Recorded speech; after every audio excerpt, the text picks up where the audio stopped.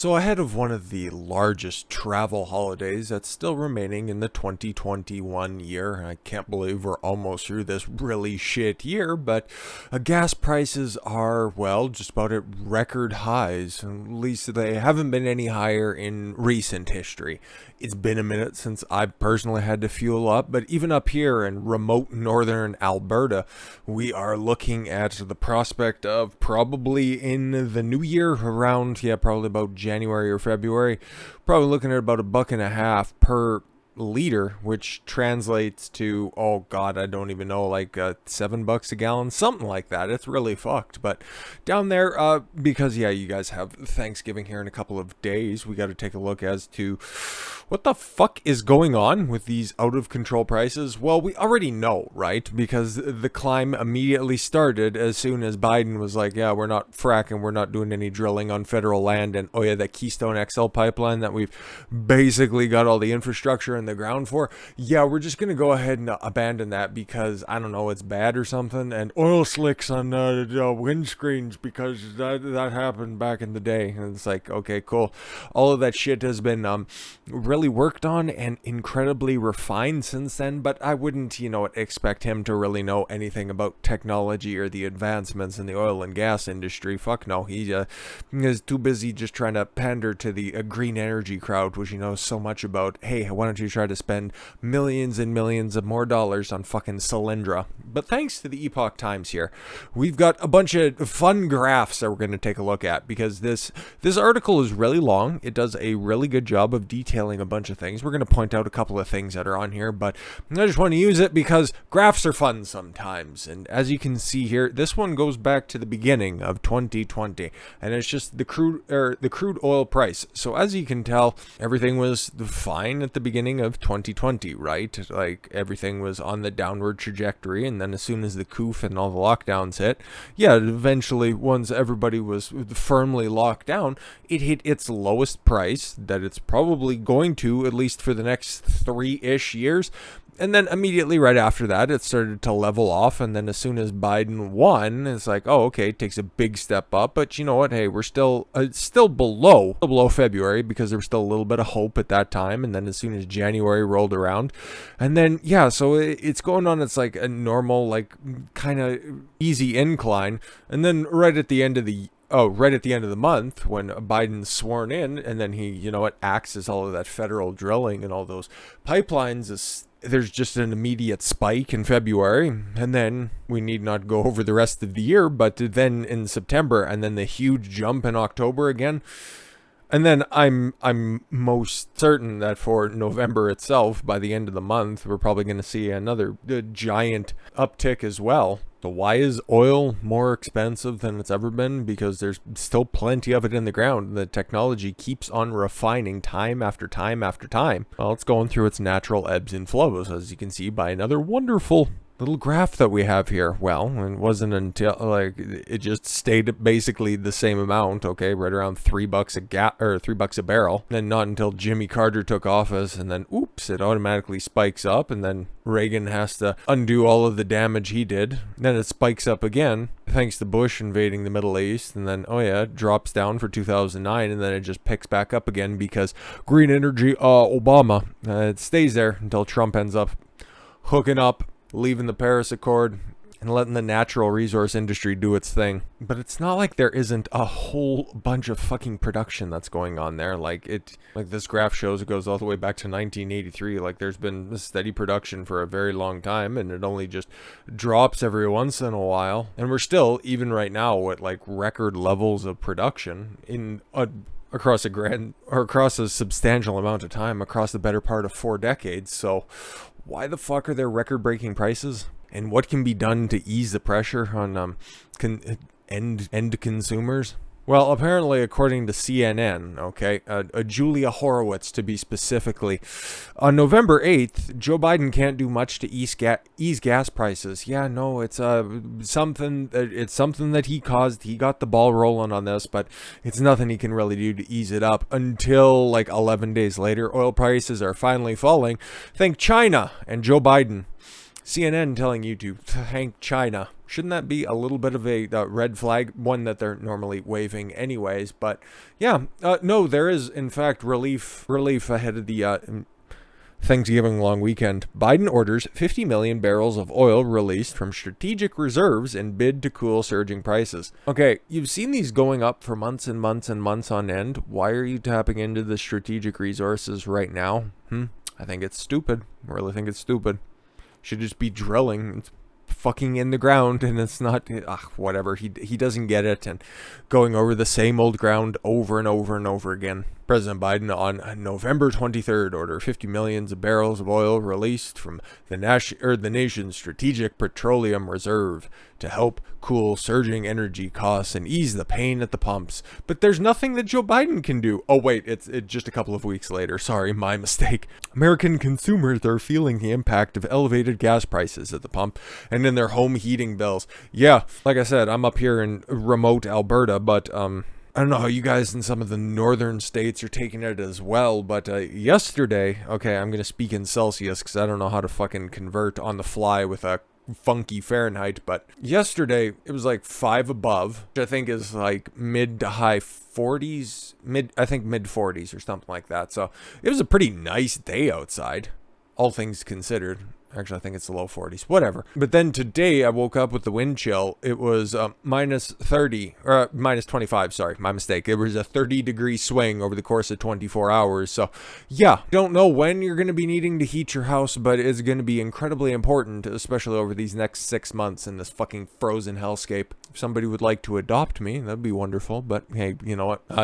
You just continue on regardless, whatever. And American businesses are too, because oil supply has not kept up with the demand as the global economy wait, what? No, American, okay, this is supposed to be exclusively for American, but you're talking about the global economy? Oh, okay, why did you handicap your own oil production capacities? That's weird. From the pandemic. Oh, it's always about the pandemic. It's always going to be the pandemic. You're always just going to continue to kick that can down the road so you can constantly have something to blame. Okay, if it doesn't work, if you can't blame it on Trump, you can just blame it on the pandemic, right? Crude oil prices have surged to 7-year highs, with global demand seeing a sharp rebound from the pandemic lows. Republicans have blamed Biden's policies such as nixing the Keystone XL pipeline project, no shit, and freezing new oil and gas drilling leases on federal land for contributing to rising prices. Yeah, pretty much. If you can't refill all the reserves in a timely manner, that leads to an artificial scarcity that's out there, ergo artificially raising the prices.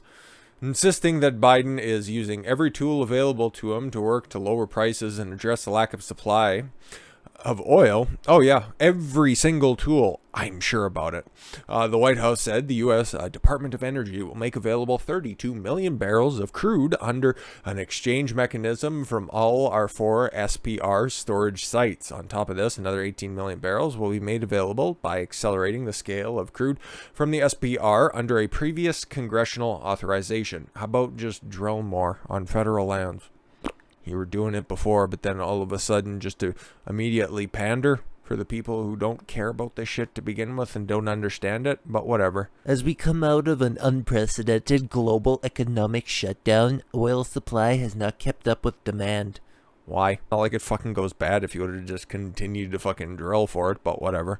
Forcing working families and businesses to pay the price, U.S. Secretary of Energy Jennifer M. Granholm said in a statement. I'm just wondering why all of a sudden now they're deciding to release the stores. I don't know, man. It doesn't really make a whole lot of sense, okay? The White House said the release of reserves was made in concert with other releases from strategic reserves by China, India, South Korea, Japan, and Great Britain. Oh, everybody else was doing it, so we just decided to hop on board. Cool. Isn't America, like, supposed to be like the leader on these sort of things, supposed to be like the tip of the spear, not just another fucking follower in a pack of useless countries, all things considered? Reacting to the White House announcement, House Minority Leader Kevin McCarthy said the SPR release, which represents just a few days of U.S. domestic demand, was unlikely to have a significant impact. Oh, okay, cool. Yeah, 50 million barrels didn't really seem like a whole lot, but yeah, exactly. President Biden's decision to tap American strategic reserves, which will release just 3 days worth of oil into the market, is not about a real solution to our energy crisis. The real solution to our energy crisis is to let Americans produce the energy we have and need. It wasn't that long ago. It was less than a year ago. America and the United States was energy independent, but now they're dependent on the rest of the world releasing their fucking stores as well. Makes sense. The real surging energy costs were the biggest factor in pushing up October's consumer price index, which vaulted 6.2% in the 12 months through October, a level not seen in nearly 31 years. And we talked about that at the time that those numbers were released. But so we got Kevin McCarthy's take on that, and we actually have a couple more people's take on it as well. And we got Trump, because he's never going to miss an opportunity to dunk on Biden, and then the unreliable friend, or I don't know, something, Lindsey Graham, decrying Biden's plan to tap Strategic Petroleum Reserve. All right. President Trump and Senator Lindsey Graham decried President Biden's decision to pull the Strategic Petroleum Reserve amid skyrocketing energy costs. The announcement made in a White House press release comes as the United States faces unprecedented inflation. According to the Labor Department's Consumer Price Index, October saw a 31% increase in the price of all sources of energy, while the price of gasoline itself increased a staggering, 49.6%. Fuck, I haven't seen that number before. That makes sense. Democrats and Republicans are divided on the reasons for these increasing prices. Well, there's the logical, and then there's just the emotional and ethereal response. So let's see what Democrats have to blame.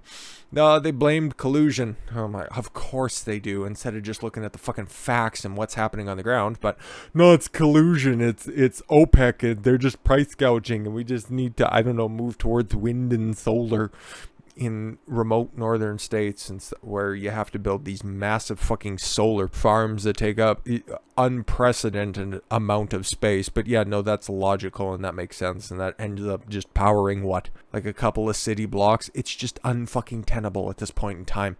It's not to say that solar technology can't advance in a timely manner. We're just not there. They don't get that. They don't really care either. So yeah, no, they're blaming, Democrats are blaming OPEC for price gouging, reduced fuel production over the past several months in order to raise prices. Cool. What about that whole energy independence thing? But whatever. Biden has undertaken extensive negotiations with the organization, which have largely been fruitless. Yeah, because they're looking after themselves, and shipping oil, shipping crude oil is a lot more dangerous than just fucking drilling for it and refining it yourself. Okay, because most of the spills that happen, it's during the transportation. Okay, remember when BP was blown up that pipeline in the Gulf of Mexico? When was that? 2010? 2011? I can't even remember. It was over a decade ago at this point. That was because it was an underground pipeline from that ran across the ocean. Okay, if America would just drill for its own fucking oil, you wouldn't have that fucking pipeline. You wouldn't have that opportunity for it to just pollute. Meanwhile, just try to release some stores from OPEC and then just transfer it via either pipeline or by ship. Like, you guys don't get it. You don't fucking get it. Maybe that's just the point. You're just not trying to get it either. Republicans agree that OPEC has played a part in the crisis, having blamed Biden's anti-American domestic energy policies. I would far more lean into the domestic energy policies aspect of that, because OPEC can go do OPEC things. You're energy independent, you don't have to rely on them. Seeing that the crisis was only worsening, a group of Democratic senators called on the president in early November to withdraw fuel from the SPR, a necessity rarely seen in the United States. Historically, such withdrawals have been in response to natural disasters like Hurricane Katrina. But now we have Hurricane Biden to blame. On Tuesday, Biden acceded to his party's requests and authorized a withdrawal from the SPR. Biden is using every tool available to him. Sure he is. And you know what else he's saying? Because yeah, we've got statements from the White House. Okay, we've got statements from the administration. But what about Biden? What is he saying about inflated gas prices? Well, if you can't afford the gas, just buy an electric vehicle. He's a fucking retard. President Biden promoted his efforts to lower gas prices on Tuesday and reminded Americans that they would save more money on gas if they owned electric cars. Yeah, what's also being raised at the same time? The price to heat your home, okay? And electricity costs as well. So on top of just buying a fucking electric vehicle, okay, you got to get the charging infrastructure. And then even still, then you got to pay for the fucking electricity that's used to charge that electric vehicle at your own home. What the fuck? Oh, he's retarded. For the hundreds of thousands of folks who bought one of these electric cars, they're going to save $800 to $1,000 in fuel costs this year. Biden said, referring to the $112,595 electric Hummer pickup he test drove. Yep, at General Motors factory in Detroit earlier this month, the president appeared frustrated at some Americans continuing to blame his environmental agenda for higher gas prices, dismissing it as a myth. Like Antifa. He's a smart man. He claimed his government subsidies for green energy and electric cars would only help Americans get jobs and save more money. Oh my god, you killed off drilling on federal lands, and the way that pipelines work, if you can't drill and you can't use federal lands for infrastructure when it comes to the pipelines or for the facilities themselves, you're fucked. You're absolutely fucked. Let's do that. Let's beat climate change with more extensive innovation and opportunities, Biden said, claiming the economy would be less vulnerable if these kind of price hikes on fossil fuels. I don't need to be drilling up my old friends I used to go to school with. The president notably suspended all federal leases on oil and gas and shut down the Keystone XL pipeline after taking office, which hurt the amount of domestic oil production. Yep. What did Trump have to say exactly? I just realized we didn't actually get to the point where that was brought up as like Trump criticized them, so let's just at least take a look at that. For decades, our country's very important strategic oil reserves were low or virtually empty, that no president wanted to pay the price of filling them up.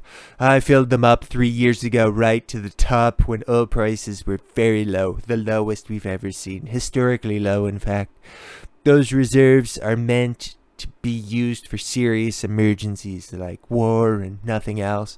Now I understand that Joe Biden will be announcing an attack on the newly brimming strategic oil reserves so that he could get close to a record-setting high oil prices artificially lowered. We were energy independent 1 year ago thanks to me and only me. Now we are at the mercy of OPEC. Gasoline is selling for $7 in parts of California, going up all over the country, and we're taking oil from our strategic reserves. Is this any way to run a country? I don't know, you'd have to ask the people who are actually running the country, because I don't think Joe really has that much of an input on these things. Yeah, but what did old Lindsay have to say? What an abuse of the Strategic Petroleum Reserve by the Biden administration. Cool, thanks. The SPR is designed to deal with national emergencies and not correct bad policy. Actually agree with him on this occasion, but yeah. I guess ahead of potentially the Thanksgiving vacation trip, yeah, you might be saving a couple of cents per gallon on gas because 50 million gallons, like it says, it's a 3 days worth of fucking stock. So maybe over the weekend you guys might be looking at a little bit of a saving, but yeah, probably not. No, let's be honest. Okay, this is just kind of lip service, and just those prices are just going to continue to go up and up and up and up because Biden doesn't have a plan. The administration doesn't have a plan. So the fuck do you expect? Let's go across the ocean, shall we? And we're going to take a look at what Germany's up to, because authoritarians are going to authoritate because it's just fucking ingrained in their bones. I thank you all very much for the gift of your time. I've been Don Consuelo. I want you to follow your gut and get after it. Take care, everyone.